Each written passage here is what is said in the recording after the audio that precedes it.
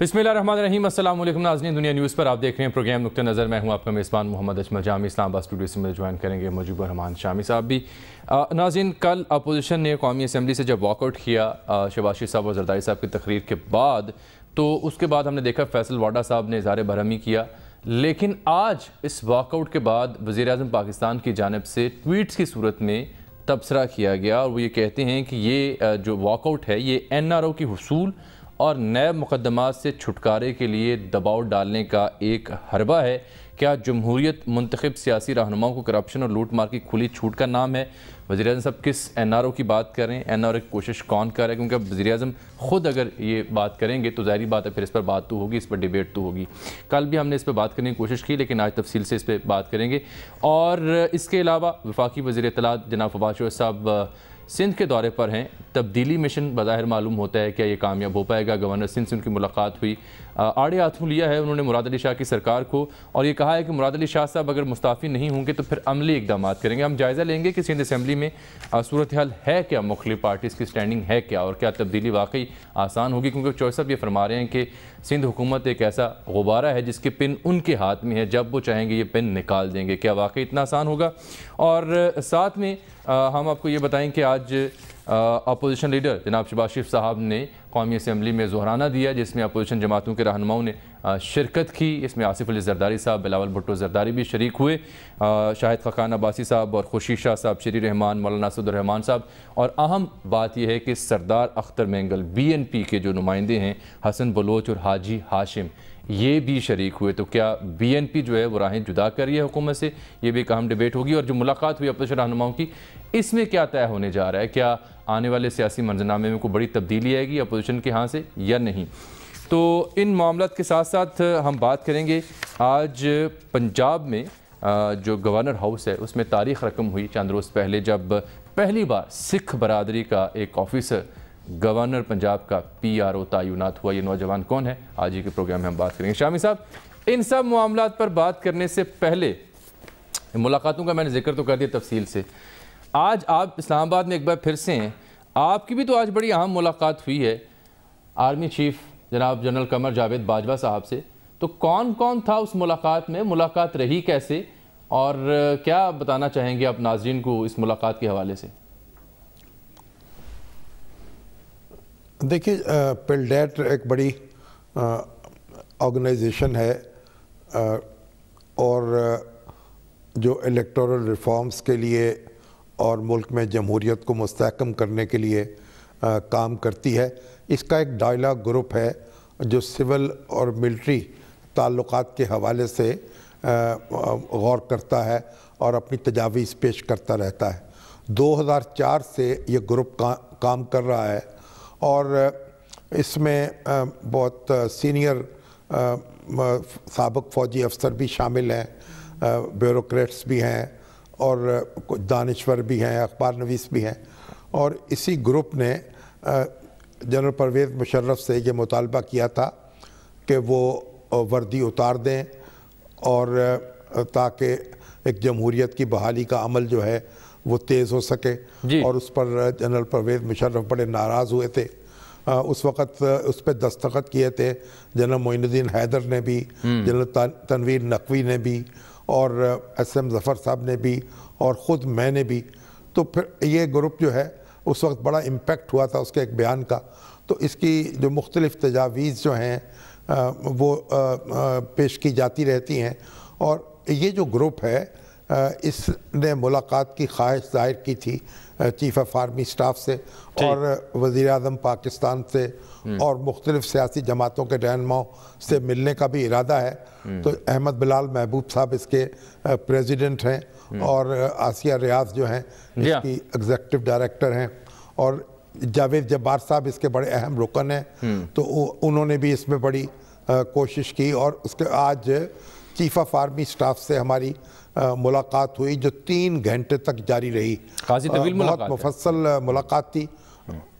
उसमें जनरल एहसानुल हक थे, लेफ्टिनेंट जनरल मोइनुद्दीन हैदर थे, air vice marshal Shahzad Chaudhary थे और मेजर जनरल अतर अब्बास थे, जनरल और जावेद जब्बार साहब का तो मैंने नाम लिया। सहाफियों में कौन था आपके अलावा? जो साबिक हाई कमिश्नर हैं, ब्रिगेडियर, इसमें सहाफ़ियों में मेरे अलावा सलीम साफ़ी थे और कुछ हमारे दूसरे दोस्त हैं, वो इस मीटिंग में शरीक होने के लिए इस्लामाबाद या नहीं पहुंच सके थे, इसलिए इस मुलाकात में भी शरीक नहीं हो सके।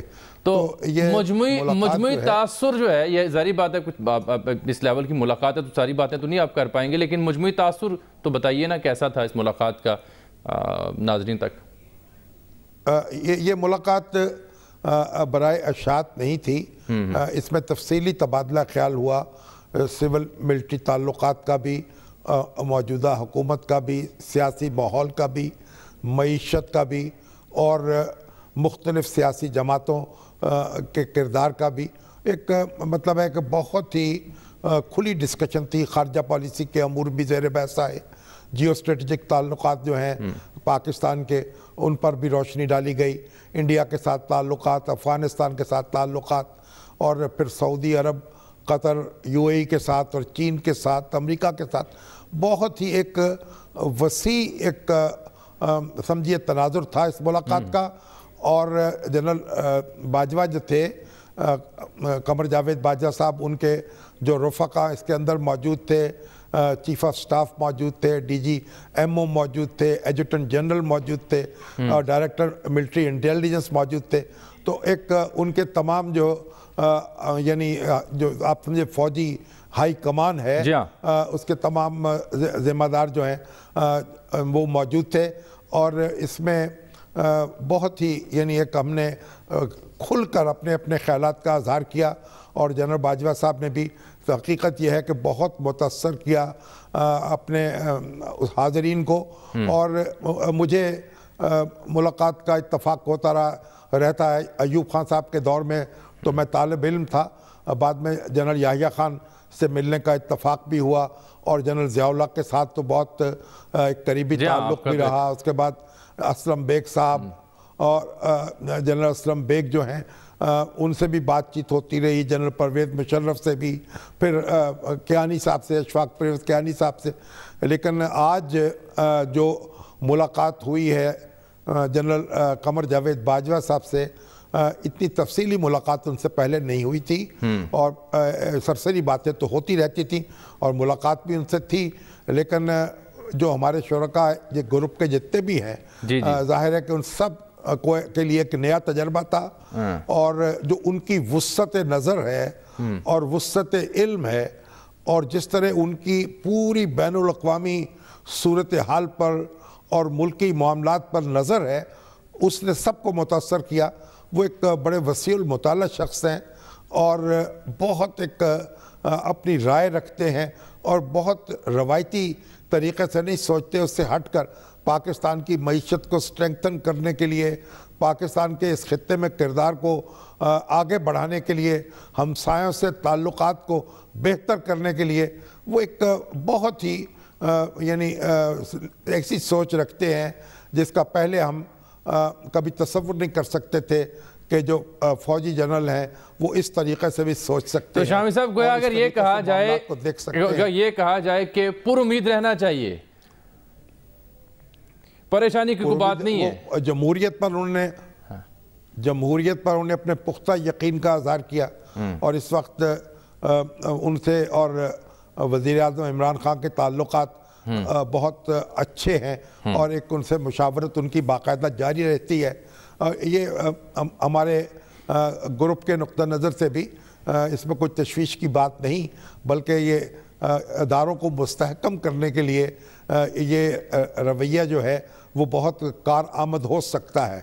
तो फिर उन्होंने नवाज शरीफ साहब का दौरे हुकूमत है उसका भी ज़िक्र हुआ और मुख्तलिफ़ हवालों से उन्होंने ये बात बार बार कही कि फ़ौज जो है उसका कोई किरदार जो है फ़ौजी क़यादत का या फ़ौज का वो सियासी मामलात से नहीं है और जो अदलिया का अदारा है और जो दूसरे अदारे हैं وہ اپنا کام کر رہے ہیں، ہم ان میں مداخلت نہیں کرتے، ہم اپنا کام کرتے ہیں، لیکن ہم اس بات پر پختہ یقین رکھتے ہیں کہ ملک میں جمہوریت ہونی چاہیے، صحیح ہے، مستحکم ہونی چاہیے، بالکل ٹھیک ہو گیا، اور تمام اداروں کو دستور کے تابع کام کرنا چاہیے۔ ٹھیک، شامی صاحب اب آ جاتے ہیں ذرا، کل ہم نے بات کی تھی تفصیل کے ساتھ، کیونکہ پروگرام شروع ہونے سے پہلے کل جب ہم پروگرام کر رہے تھے 10 منٹ تاخیر ہوئی، وجہ یہ تھی قومی اسمبلی کا اجلاس جاری تھا جس میں شہباز شریف صاحب نے اظہار خیال کیا اور پھر آصف علی زرداری صاحب بھی بولے اور اس بیچ میں فیصل واڈا صاحب کی گفتگو بھی سامنے ہے، لیکن کسی رکن اسمبلی نے غالباً کوئی نازیبہ الفاظ کہے جسے سنتے ہی اپوزیشن نے بائیک آؤٹ کیا کہ ایسے ماحول میں ہم یہاں نہیں رہ سکتے۔ بعد میں فیصل واڈا صاحب کا خطاب جاری رہا اور اس واک آؤٹ پر ظاہری بات ہے حکومت نے کئی طرح کی پھپتیاں بھی کسیں، اور آج وزیر اعظم پاکستان نے بذریعہ ٹویٹ اس واک آؤٹ پر تبصرہ کیا، اور میں ٹویٹ بھی ہم چلائیں گے اسکرین پر اور دکھائیں گے انہوں نے کیا کہا۔ دیکھیے، وزیر اعظم پاکستان نے یہ کہا ہے شامی صاحب کہ پارلیمان جس پر عوام کے ٹیکسز سے سالانہ اربوں کے اخراجات اٹھتے ہیں کہ ایوان زیریں سے حزب اختلاف کا ایک مرتبہ پھر واک آؤٹ ظاہر کرتا ہے کہ شاید یہی ایک کام ہے جو انہیں کرنا ہے، یہ این آر او کی حصول اور نیب مقدمات جو ہم نے قائم نہیں کیے سے چھٹکارے کے لیے دباؤ ڈالنے کا ایک حربہ ہے۔ یہی نہیں بلکہ اسی ٹویٹ کو انہوں نے پھر کوٹ ری ٹویٹ کرتے ہوئے مزید اس میں اضافہ کیا اور کہا کہ کیا جمہوریت منتخب سیاسی رہنماؤں کو کرپشن اور لوٹ مار کی کھلی چھوٹ کا نام ہے؟ یوں محسوس ہوتا ہے کہ ان کے نزدیک جو شخص عوام کے ووٹ لے کر منتخب ہو جائے اسے قومی خزانے پر ڈاکہ زنی کا لائسنس مل جاتا ہے۔ یہ ہے جناب وزیر اعظم عمران خان صاحب کا تبصرہ۔ کل میں نے پروگرام میں آپ سے محتاط ہوتے ہوئے این آر او کا ذکر کیا اور آپ نے جھاڑ پہ لا دیا۔ آج دیکھیں وزیر اعظم پاکستان خود اس کا ذکر کر رہے ہیں شامی صاحب۔ دیکھیے، پہلی بات تو یہ ہے کہ کل اپوزیشن نے واک آؤٹ کیا تھا اور واڈا صاحب کی تقریر نہیں سنی تھی۔ آج بھی اپوزیشن کا ہنگامہ جاری رہا۔ جمیعت علماء اسلام کی ایک رکن ہے، انہوں نے اسلام آباد ہائی کورٹ میں ججوں کی تعداد بڑھانے سے متعلق اور مختلف صوبوں کی نمائندگی سے متعلق ایک قرارداد پیش کی تھی، جو ڈپٹی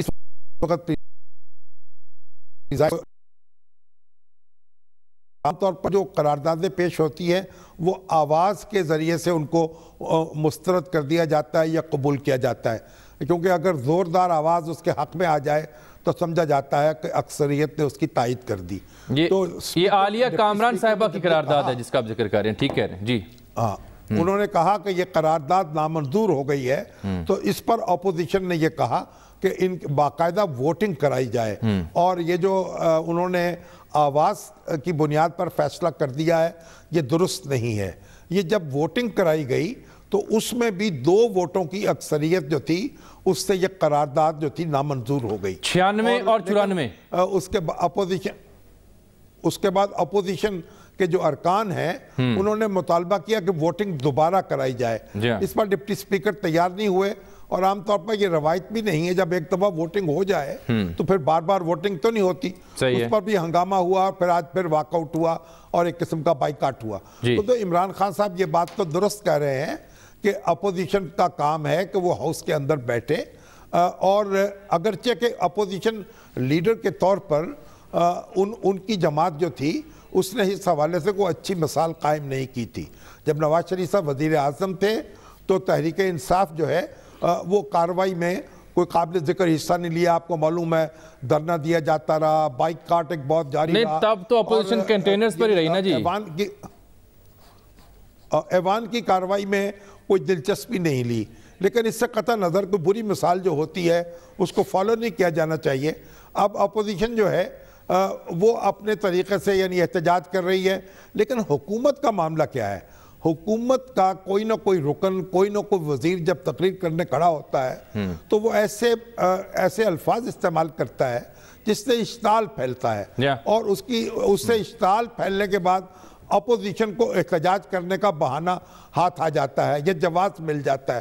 اور جو واڈا صاحب ہیں یا دوسرے ارکان ہیں، اگر آپ ان کے الفاظ سنیں اور شیخ رشید صاحب کے الفاظ سنیں تو جو الفاظ اس طرح کے الفاظ جو ہیں وہ نہ پارلیمنٹ میں استعمال ہونے چاہیے نہ پارلیمنٹ سے باہر استعمال ہونے چاہیے۔ تو عمران خان صاحب کا اعتراض تو درست ہے کہ یہ اپوزیشن جو ہے اور حکومت جو ہے دونوں کو مل کر ایوان کو چلانا چاہیے. اربوں روپیہ اس پہ خرچ ہوتا ہے, اس میں تو کوئی شبہ نہیں. شامی صاحب بالکل ٹھیک ہے, بالکل ٹھیک بات ہے. میں اب سے پہلے کہ آپ سوال اٹھائیں اسی بات کے آگے ایکسٹینشن لے لیں. بالکل ٹھیک بات ہے, آنا چاہیے, اربوں روپے خرچ ہوتے ہیں عوام کے ٹیکسز سے, آئیں پارلیمان میں بیٹھیں, لیکن پھر وزیر اعظم بھی آئے نا. نہیں, وزیر اعظم بھی آئیں, اور پھر اس کے ساتھ یہ ہے کہ ان کے وزراء جو ہے وہ مشتعل نہ کریں, وہ سنجیدگی سے اظہار خیال کریں. دیکھیے, ہنگامہ برپا کرنا, مشتعل کرنا, یہ اپوزیشن کا کام ہے, حکومت کا کام نہیں ہے. اچھا, اب اس کا اگلا نقطہ سنجیدگی سے سنجیدگی سے تقریر کی تھی شہباز شریف صاحب نے, یہ اپنے ڈیم کے حوالے سے, مومن ڈیم پر, اور جو ڈسکون ہے اور محمد ڈیم اور ڈسکون کے کو جو ٹھیکہ ملا ہے, ڈسکون ایک بڑی جونیئر پارٹنر ہے. بنیادی طور پر تو جو چائنیز کمپنی ہے, میجر سٹیک ہولڈر تو وہی ہے, لیکن جو رزاق داؤد صاحب کی کمپنی ہے اس کے بارے میں انہوں نے بڑے سنجیدہ اعتراضات کیے. اس کا جواب بڑی سنجیدگی سے فیصل وارڈا صاحب کو دینا چاہیے تھا, لیکن جب ماحول خراب ہوا تو ان کی بات بھی اس طرح سے سنی نہیں گئی. تو ایک ڈیبیٹ جو ہے ایوان میں ہونی چاہیے تاکہ لوگوں کو حقائق معلوم ہو سکیں اور وہ اپنی رائے قائم کر سکیں مختلف معاملات کے حوالے سے. سر یہ تو آپ نے ایک بیک گراؤنڈ میں سارا پرسپیکٹو واضح کر دیا نا جی, کن حالات میں یہ کیا ہو رہا ہے, وزیر اعظم کا مشورہ کیسا ہے, صاحب ہے یا نہیں ہے. وہ جو این آر او کی بات کر رہے ہیں کہ یہ walk out N R O لینے کے لیے ایک دباؤ کا حربہ ہے, وہ این آر او کس این آر او کی بات کر رہے ہیں؟ یہ این آر او کے فریق کون ہے, کون دے رہا ہے این آر او؟ دیکھیے, این آر او کا مطلب دیکھیے, اگر کسی کے خلاف کرپشن کا کوئی الزام ہے تو نیب ہے اور دوسرے ادارے ہیں, ان کو تحقیقات کرنی چاہیے. حکومت کو بار بار یہ تانے دینے کی ضرورت نہیں ہے. اور این آر او جو ہے, این آر او تو نہ حکومت یہ دے سکتی ہے اور نہ کوئی اپوزیشن اس سے لے سکتی ہے. مقدمات یا نیب کے پاس ہیں یا عدالت کے اندر ہیں. تو عدالت جو ہے اس میں تو کوئی اثر و رسوخ موجودہ حکومت کا نہیں ہے. اب یہ این آر او کے حوالے سے آج ہمارے چیف آف آرمی سٹاف نے بھی کافی برہمی کا اظہار کیا کہ بھئی یہ جو این آر او کا نام لے کے فوج کو بھی اس میں ملوث کیا جاتا ہے, جبکہ اس کا کوئی لینا دینا اس سے نہیں ہے. تو یہ جو موجودہ ماحول ہے, دیکھیے N R O general Pervez Musharraf نے یہ محترمہ بینظیر بھٹو کو دیا تھا. اس وقت وہ مطلق العنان حکمران تھے, جو فیصلہ چاہے کر سکتے تھے, جو مقدمہ چاہے قائم کر سکتے تھے اور جو چاہے واپس لے سکتے تھے. اس لیے انہوں نے جو مقدمات تھے واپس لیے پیپلز پارٹی کے اور مختلف دوسری جماعتوں کے, اور وہ یہاں آ کر انتخابات میں حصہ لینے کے قابل ہو گئے. تو محترمہ بھی تشریف لے آئیں. اب یہ معاملہ نہ کوئی مطلق عنان حکمران ہے اور نہ کوئی مارشاء اللہ لگا ہوا ہے, یہ اب تو عدالتوں کے پاس معاملہ ہے. اب بار بار یہ الفاظ بھی استعمال نہیں کرنے چاہیے اور ایک ایسا لوگوں کو ایک وہم میں مبتلا بھی نہیں کرنا چاہیے.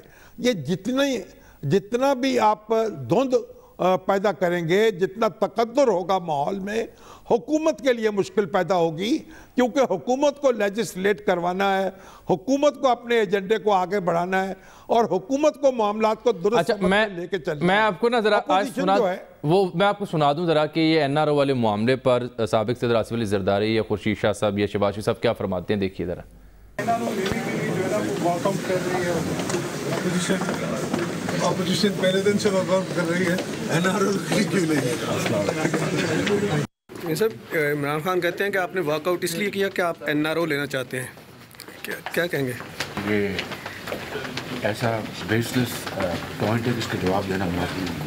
صاحب نے اگر یہ ٹویٹ کیا تو یہ بدقسمتی ہے. خان صاحب کو تو عادت ہے کہہ کے بھول جانے کی کہ انہوں نے کیا کیا. جتنی پروٹیسٹ پچھلے 2013 سے لے کے 2018 کی اسمبلی میں پی ٹی آئی نے کی, جتنی واک آؤٹس کی, جتنی غیر حاضریاں رہی, جتنی ایبسنٹیز رہیں, وہ اس کا کوئی برابر بھی نہیں ہے. یہ انہوں نے کانسٹیٹیوشن پھاڑی, انہوں نے رولز پھاڑے, انہوں نے ہوا میں لہرائے, انہوں نے ڈائستا کہا کہ یہ کیا.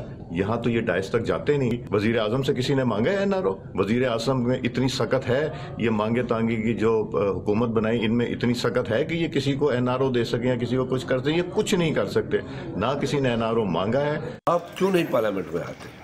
آپ کو کیا پرابلم ہے؟ آپ تو پارلیمنٹ کا احترام کریں, ہم تو پارلیمنٹ میں پھر بھی آتے ہیں, بات کرتے ہیں. آپ کیوں نہیں آتے پارلیمنٹ میں؟ آپ کو تو ہر ہفتے آنا تھا, جوابات دینے تھے.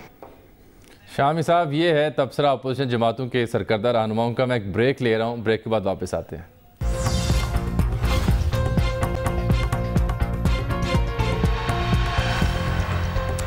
ویلکم بیک ناظرین, ایک بار پھر سے پروگرام میں آپ کو خوش آمدید کہتے ہیں. شامی صاحب, بریک سے پہلے ہم نے جو وزیر اعظم صاحب کے ٹویٹ سے ان کا جائزہ لیا اور اپوزیشن رہنماؤں کا رد عمل بھی آپ تک پہنچایا. آپ نے بھی کہا کہ یہ لفظ NRO کا ذکر کرنے سے فضا بہتر نہیں ہوگی بلکہ مزید شکوک و شبہات پیدا ہوں گے. لیکن کیا کیجئے کہ پہلے تو چلیں کچھ وزراء, وفاقی وزیر اطلاعات ہوں یا صوبائی وزیر اطلاعات ہوں, یہ بات کرتے تھے یا PTI کے دیگر لوگ بات کرتے تھے. جب وزیر اعظم خود یہ ٹویٹ کریں گے پھر تو سر بحث ہوگی نا, پھر تو عوام کے ذہن میں شکوک شبہات بھی آئیں گے. لیکن وہ جو جواب اپوزیشن دے رہی ہے کہ جی آپ میں جو بالخصوص سیاض صادق صاحب یا خورشید شاہ صاحب نے جو کہا کہ آپ میں سکت ہے NRO دینے کی, وہ بھی بڑی قابل توجہ بات ہے. دیکھیے, وزیر اعظم تو خود اس بات کا اقرار کر چکے ہیں کہ ان کی بیگم صاحبہ ان کو یاد کراتی ہیں کہ وہ وزیر اعظم بن چکے ہیں اور وہ اپنے آپ کو اپوزیشن لیڈر سمجھتے ہیں بار بار. تو میرا خیال کہ وزیر اعظم جو ہیں وہ اپوزیشن لیڈر جو ہے اس کے خول سے نکلے اور وہ سمجھے کہ وہ وزیر اعظم ہیں. ان کو صرف سیاسی فکرے جو ہیں وہ چست نہیں کرنے بلکہ معاملات کو آگے بڑھانا ہے اور گاڑی جو ہے اس کو چلائے رکھنا ہے. تو یہ اگر وہ اس لیے اس کا کوئی حاصل نہیں ہے ان تانوں کا, ان فکروں کا. نہ اس طرح کا کوئی NRO اب مل سکتا ہے, نہ کوئی دینے والا ہے نہ کوئی لینے والا ہے. اب تو جو بھی فیصلہ ہوگا یہیں پہ ہوگی جزات سزات سب یہیں پہ روز حساب ہوگا.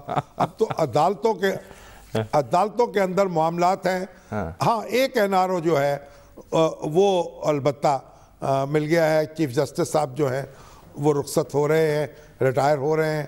نئے چیف جسٹس جو ہیں وہ اپنی ذمہ داریاں سنبھال رہے ہیں. تو یہ تو قدرتی عمل ہے سر. اس میں اپوزیشن کا کیا کمال ہے؟ یہ اس میں اپوزیشن کا یا حکومت کا کیا کمال ہے سر؟ وہ تو اس میں نہ حکومت کو کچھ کمال ہے نہ اپوزیشن کا کمال ہے. یہ قدرت کی طرف سے ایک NRO مل گیا ہے. اب وہ جو سو موٹو جورسڈکشن جو تھی وہ جس طرح بروئے کار تھی, وہ لگتا ہے کہ اب اس میں کچھ نہ کچھ فرق آئے گا اور اس سے کچھ نہ کچھ ریلیف مل جائے گا اس کے متاثرین کو. شام صاحب, ایسے چیف جسٹس پاکستان جو ہیں موجودہ جناب جسٹس ثاقب نثار صاحب, کیونکہ 17 تاریخ کو ان کا الوداعی ریفرنس ہوگا, میرا خیال ہے کل اور پرسوں پروگرام میں ان کی جو عہد رہا ہے اس پر بھی تفصیل سے ہم بات کر لیں, ایک ایک چنک ہم کرتے جائیں کل اور پرسوں. ہاں ٹھیک ہے. اچھا سر, تفصیل سے ذکر کریں گے. بالکل ٹھیک.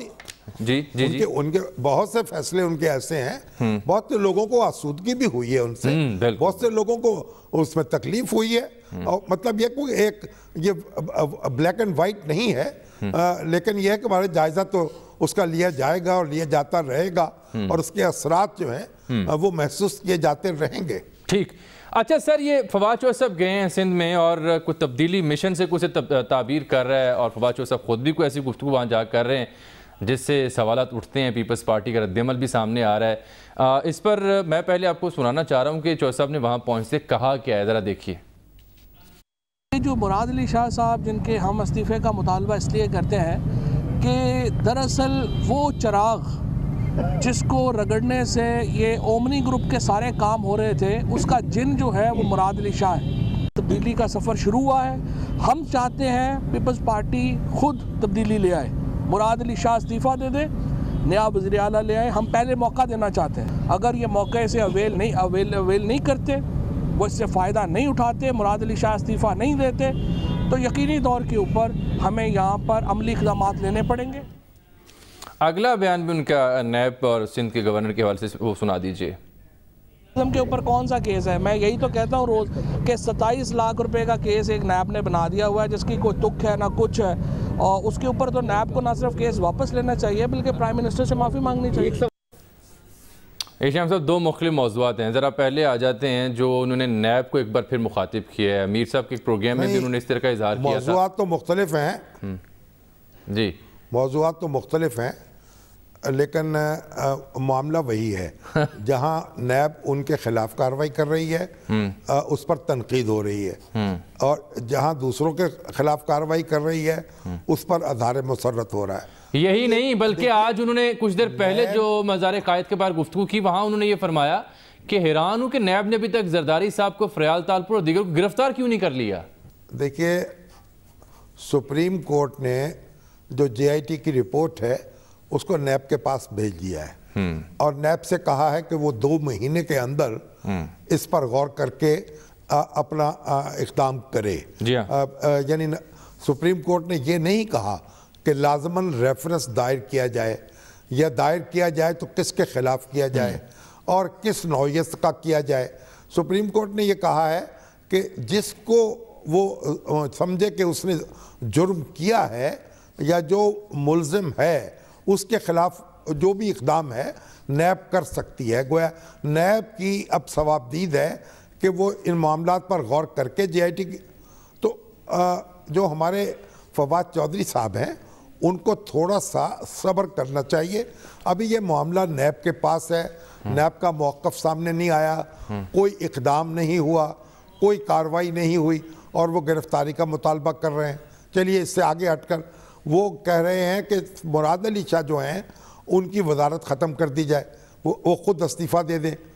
اگر نیب ان کے خلاف کوئی چارج شیٹ مرتب کرے گی یا کوئی ریفرنس بات اور ہوگی، اور پھر کوئی وزن ہو سکتا ہے اس بات کا کہ اگر فواد چودھری صاحب ان کے استعفے کا مطالبہ کریں، اگرچہ کہ اس کے خلاف رائے بھی موجود ہوگی، جب ریفرنس جو ہے دائر ہونے کے باوجود وہ اپنا کام جاری رکھ سکتے ہیں کیونکہ ان کی حیثیت مجرم کی نہیں ہوگی، ملزم کی ہوگی۔ لیکن اس وقت فواد چودھری صاحب کو معلوم ہونا چاہیے پی ٹی آئی کے اور پیپلز پارٹی کے درمیان ووٹوں کا اور ہندسوں کا بڑا فاصلہ ہے۔ ایسا نہیں ہے کہ 2-4 ووٹوں کا فرق ہے اور پیپلز پارٹی کا تختہ الٹ کے وہاں حکومت مخالفوں کی قائم ہو جائے گی۔ اگر پیپلز پارٹی کے اندر کوئی بغاوت ہو جائے تو پھر تو دوسری بات ہے، وگرنہ مراد علی شاہ صاحب کی حکومت کو ختم کر کے کوئی جی ڈی اے کی حکومت قائم ہو جائے یا پی ٹی آئی کی حکومت قائم ہو جائے، اس کے امکانات تو بہت کم ہیں، بلکہ نہ ہونے کے برابر ہیں۔ لیکن دیکھیں نا شاہم صاحب، یہ جو سوالات آپ نے اٹھائے ہیں، یہ سوالات آپ نے اٹھائے ہیں سر، وہ نہیں کرنی چاہیے۔ جو سوالات آپ نے اٹھائے ہیں ان کا ہم جواب لینے کی کوشش بھی کریں گے۔ ان کو اپنے وزارت کے کام کرنے چاہیے، سیاست کے کام ان لوگوں پہ چھوڑ دینے چاہیے جو پارٹی کے عہدیدار ہیں لیکن حکومت میں شامل نہیں ہیں۔ یہ بات بہتر ہوگی۔ ہم کوئی تو اچھی روایت قائم کر لیں اس ملک میں کہ بار بار ایک ہی غلطی جو ہے اس کو دہرانا ہے۔ ٹھیک شاہم صاحب، یہ جو سوالات آپ نے اٹھائے ان کا کچھ جواب ڈھونڈنے کی کوشش کرتے ہیں۔ اسلم خان صاحب ہمارے بیورو چیف کراچی سے ہمارے ساتھ موجود ہوں گے۔ ظاہر بات ہے سیاسی صورتحال جو کراچی میں ہے اس کا جائزہ لے رکھا ہے انہوں نے، ان سے جانیں گے کہ پیپلز پارٹی کیا سوچ رہی ہے، جی ڈی اے کس پوزیشن میں ہے، ایم کیو ایم کہاں ہے اور پی ٹی آئی واقعی پر توڑ رہی ہے۔ فواد چودھری صاحب جب آئے ہیں کہ واقعی ایسے تبدیلی آ جائے گی، لیکن یہ آپ دیکھیں کہ چودھری صاحب نے جو دوبارہ گفتگو کی آج ہی، اس میں انہوں نے کہا جی یہ غبارہ ہے سندھ حکومت جس کی پن ہمارے ہاتھ میں، جب چاہیں یہ پن نکال دیں۔ کیا واقعی ایسا ممکن ہو پائے گا؟ رد عمل دیا ہے سعید غنی صاحب نے، مرتضیٰ وہاب صاحب نے سخت رد عمل دیا ہے۔ میں ذرا اسلم خان صاحب کے پاس چلتا ہوں۔ شاہم صاحب، خان صاحب یہ فرمائیے، چودھری صاحب سندھ کے دورے پر آئے، کہتے ہیں جی پتہ نہیں میں نے کوئی جرم کر دی ہے، میرا اپنا شہر ہے، جب مرضی چاہوں میں آؤں گا، تو وہ جو دعوے کر رہے ہیں تبدیلی کے اور کہہ رہے ہیں موقع دینا چاہ رہے ہیں، واقعی پولیٹیکلی اور اگر نمبر گیم کی ہم بات کریں ایسی سچویشن ہے کہ پن جب چاہیں چودھری صاحب کھینچ دیں؟ ایسی صورتحال ہے نہیں ہے جامی صاحب، بالکل بھی نہیں ہے ایسی صورتحال کہ سندھ حکومت جس طرح انہوں نے دعویٰ کیا کہ ایک غبارے کی طرح ہے، وہ جب چاہیں اس کو نکال دیں گے اور سندھ حکومت ختم ہو جائے گی۔ ایسا اب تک نہ نمبر گیم کے حوالے سے ہے اور نہ ہی پیپلز پارٹی کی صفوں میں ایسا کوئی انتشار نظر آ رہا ہے کہ کوئی فارورڈ بلاک بنے یا ایم پی ایز آ کر کے ملاقات کریں۔ آج بھی جو فواد چودھری صاحب یہاں پر ہیں تو کسی ایم پی ایز نے ان سے ملاقات نہیں کی، حالانکہ یہ کہا جا رہا تھا کہ جب وہ کراچی پہنچیں گے تو کچھ ملاقاتیں ہو جائیں گی۔ گورنر سندھ سے ملاقات کی فواد چودھری صاحب نے، اب ایم کیو ایم بہادرآباد سے 8 بجے وہ ملاقات کے لیے ان کا ایک وقت طے ہوا ہے اور اس کے ساتھ ساتھ حلیم عادل شیخ کے گھر پہ کچھ ملاقاتیں ہوئی ہیں، لیکن پیپلز پارٹی کی جو صورتحال ہے وہ ایسی بالکل نہیں ہے۔ ہاں آج تنقید انہوں نے بہت زیادہ کی ہے، اگر ہم بات کریں جس طرح شامی صاحب بھی کہہ رہے تھے کہ جب دوسروں کے خلاف نیب کی کارروائی پر اظہار مسرت کیا انہوں نے آج بھی، اور جب ان کو عمران خان صاحب کے حوالے سوال کیا تو اس پر انہوں نے کہا کہ یہ تو کیس بنتا ہی نہیں, یہ کیس ختم ہو جانا چاہیے. اور جو بات آپ نے بھی کی کہ زرداری, آصف زرداری صاحب اور فریال تالپور صاحبہ کے حوالے سے انہوں نے کہا کہ حیرت ہے کہ انہیں گرفتار کیوں نہیں کیا جا رہا. 32 اکاؤنٹ ہیں جن کے پیسے بلا والا اس میں خرچ کیے جا رہے تھے. 70,000 کروڑ جو ہے وہ سندھ میں آیا, 2,000 کروڑ صرف ڈیولپمنٹ فنڈ کے نام پر آیا. تو خاصی تنقید کی, لیکن پیپلز پارٹی کی جانب سے بھی جواب دیا گیا اور یہ کہا گیا کہ وائسرائے کی طرح وہ سندھ میں آ کر کے اور حکمرانی کی باتیں کر رہے ہیں. جی ٹھیک. اچھا اسلم, اگر ہم جی ڈی اے کی بات کریں تو یہ اس طرح کے اشارے ملتے ہیں جیسے وہ بے قرار ہیں اور وہ چاہتے ہیں کہ تبدیلی کا سفر واقعی شروع ہو اور وہ اس میں اپنا حصہ ڈالیں. ایم کیو ایم کہاں کھڑی ہے اور اس صورت میں واقعتاً کوئی 20 سے 30 نمبروں کا جو گیپ بنتا ہے وہ برج اپ کر پائے گی پی ٹی آئی اگر کوئی ایسی کوشش ہوتی؟ ابھی نہیں کر پائے گی.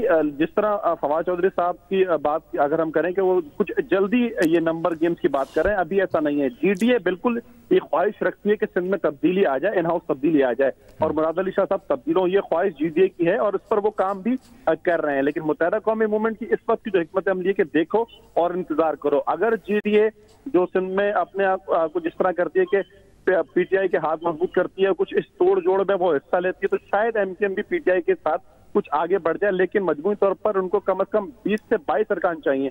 تو جامع اس وقت مشکل ہوگی کہ پیپلز پارٹی کو توڑے. ایک ہی جماعت سے لوگ چاہیے. اگر کچھ مختلف جماعتوں سے 20-22 لوگ چاہیے ہوتے تو شاید صورتحال دوسری ہوتی, لیکن ان کو صرف اور صرف پیپلز پارٹی سے 20 سے 22 لوگ چاہیے.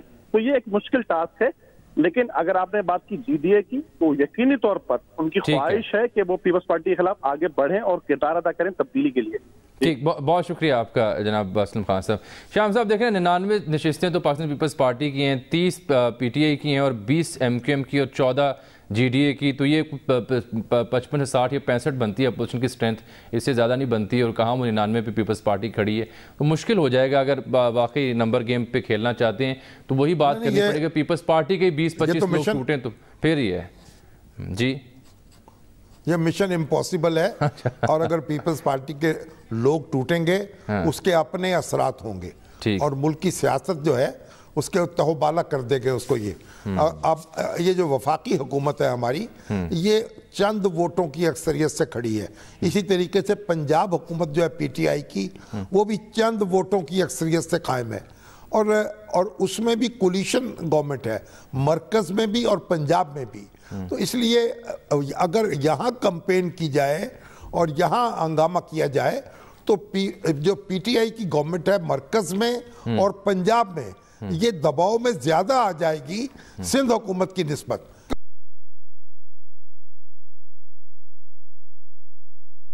کوئی چاہیے اور غیر فطری موڑ ان کو دینے کی کوشش نہیں کرنی چاہیے. ٹھیک ناظرین, یہاں پروگرام وقت ہوا چاہتا ہے ایک مختصر بریک کے بعد واپس آتے ہیں دیگر موضوعات کے ساتھ.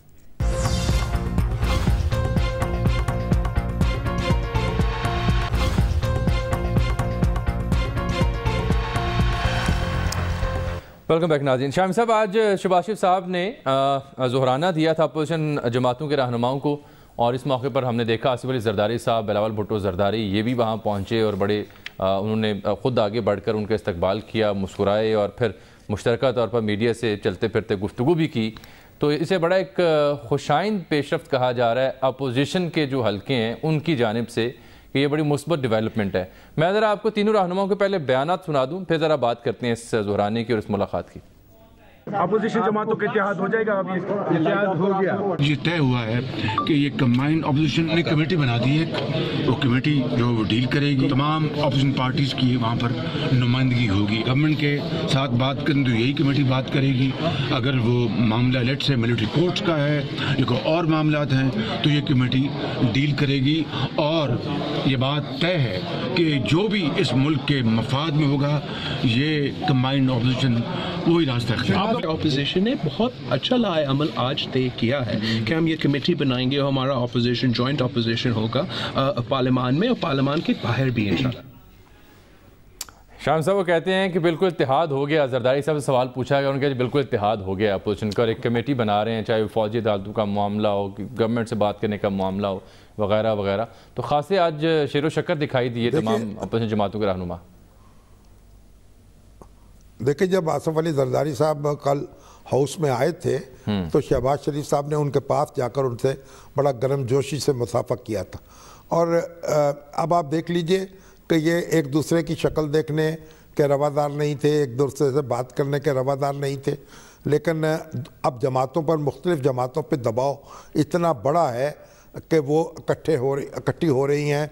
और आज ये बड़ी एक अहम मुलाकात है और इसमें अपोजिशन जमातों के रहनुमा मौजूद थे और लगता है ग्रैंड अलायंस बनने की तरफ एक पेशरफ्त, बड़ी पेशरफ्त आप कह सकते हैं। और पाकिस्तान की तारीख अगर आप देखें तो अपोजिशन पर जब दबाव हुकूमत ने बढ़ाया है तो वो इकट्ठी हुई है, और जो हुकूमत का दबाव अगर कम हो तो फिर अपोजिशन उस तरीके से इकट्ठी नहीं होती।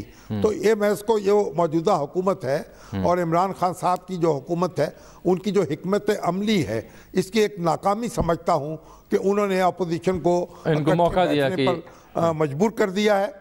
मौका शाम साहब क्या होगा इस इकट्ठ में, क्या होगा इस इकट्ठ से, क्या निकलेगा? क्या कोई तहरीक होगी हुकूमत के मुखालिफ, या फिर एक बात तो ये भी थी ना कि जी शायद चेयरमैन सेनेट को भी हटा दिया जाए इस बात का तासुब देने के लिए कि अपोजिशन इकट्ठी है और ये कर सकती है। देखिए, तहरीक जो है ना हर वक्त चलती है ना हर वक्त चलाई जाती है, लेकिन अगर अपोजिशन इकट्ठी हो तो हुकूमत के लिए कानून साजी बहुत मुश्किल हो जाएगी, क्योंकि सेनेट में इसके पास सिंपल मेजॉरिटी भी नहीं है। इसी तरीके से सेनेट के जो चेयरमैन हैं वो भी अंडर प्रेशर आ जाएंगे। गोया ये एक हुकूमत जो है उसकी जो कुव्वत कार है वो इससे मुतासर होगी, और ऐवान के अंदर भी अगर हंगामा बरपा रहे और ऐवान के बाहर भी किसी न किसी रंग से किसी न किसी वक्त कोई हंगामा उठाने का खदशा मौजूद हो, तो फिर ये जो माहौल ख़राब होगा, हुकूमत के हाथ मज़ीद बंध जाएंगे और पाकिस्तान की जो मईशत है और उस पर भी मनफी असरात पड़ेंगे। इसलिए मुनासिब बात यह है कि हुकूमत और अपोजिशन के दरमियान एक जो रिलेशनशिप है वो मौजूद रहनी चाहिए, और इसके लिए हुकूमत को भी अपनी हिकमत अमली तब्दील करनी होगी। और अभी तो आप देखिए, आज तो उन्होंने, मैंने सुना है कि बहुत पुरतकल्लुफ़ खाना था और वहाँ दौरान जो था उसमें सी फूड भी था, बड़ा कौरमा उम्दा किस्म का था, बड़े मीठे थे।